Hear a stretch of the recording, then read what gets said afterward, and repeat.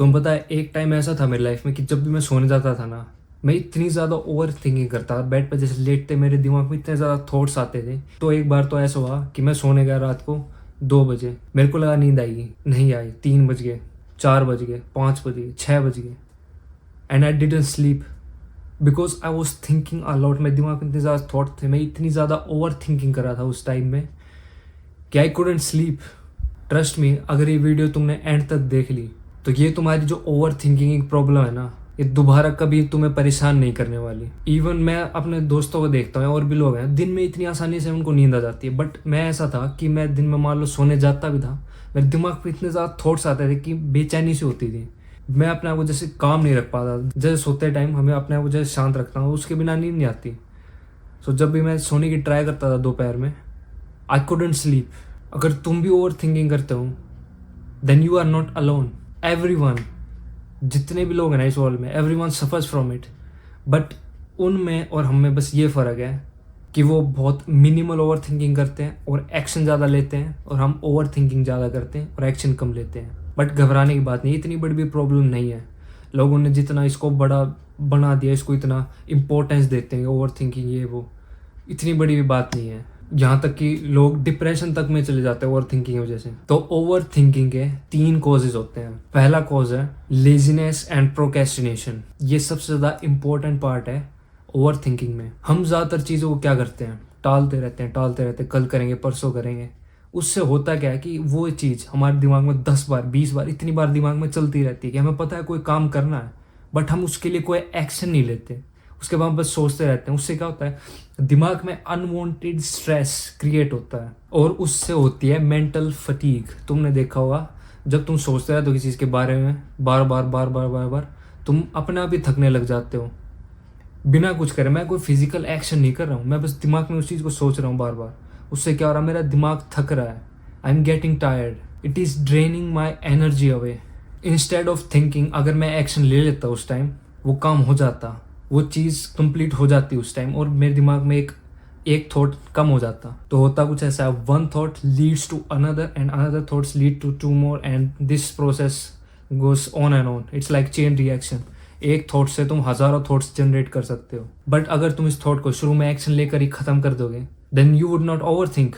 जो दूसरा कोज है ओवर थिंकिंग का, वो है uncertainty.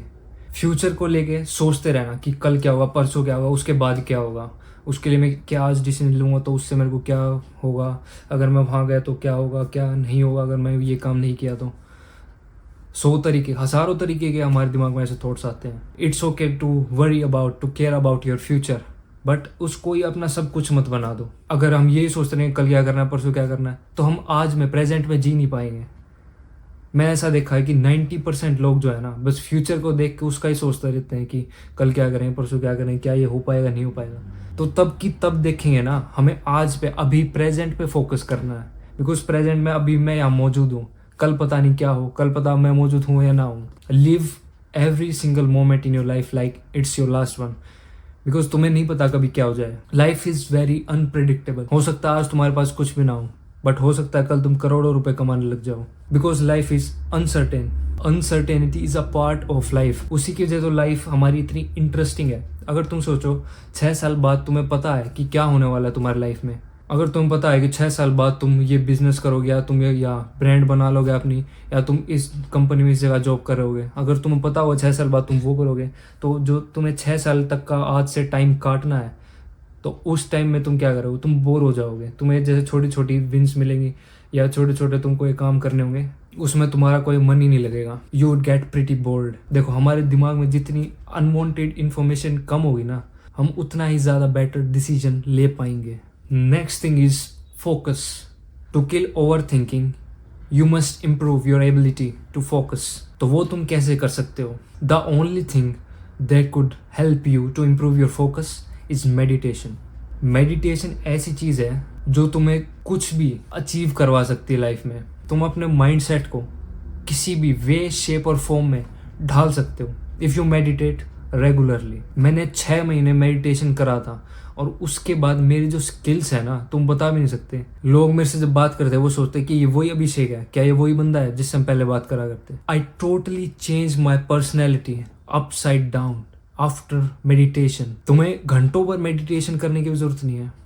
All you need is just 5 to 10 minutes meditation. But इसके अगर तुम्हें बेनिफिट चाहिए ना तो तुम्हें कंसिस्टेंटली रोज करनी पड़ेगी। ऐसा नहीं कि 10 दिन करी उसके बाद छोड़ दी। इससे होता क्या है, तुम्हें पता रहता है कि अभी मेरे दिमाग में ये थॉट आया, अब मेरे दिमाग में ये थॉट आया। Meditation helps you realise your thought process. Without meditation तुम ये डिफ्रेंशिएट कर नहीं पाओगे कि ये थॉट पॉजिटिव है मेरे लिए या नेगेटिव है। हज़ारों थॉट्स आते हैं, ये हमारे ऊपर है कि हम किस थॉट्स को सीरियसली लें, किस थॉट के ऊपर एक्ट करें। मेडिटेशन से यू कैन आइडेंटिफाई कि ये थॉट मेरे लिए ठीक है, ये थॉट मेरे लिए बेनिफिशियल है, ये थॉट मेरे लिए बेनिफिशियल नहीं है। If you want learn more about meditation, मैंने एक वीडियो बना रखी, you can go to my channel and check it. I hope कि इस वीडियो ने तुम्हारी लाइफ में कोई ना कोई वैल्यू ज़रूर ऐड करी हो। And always remember this, pain is just temporary and success is permanent.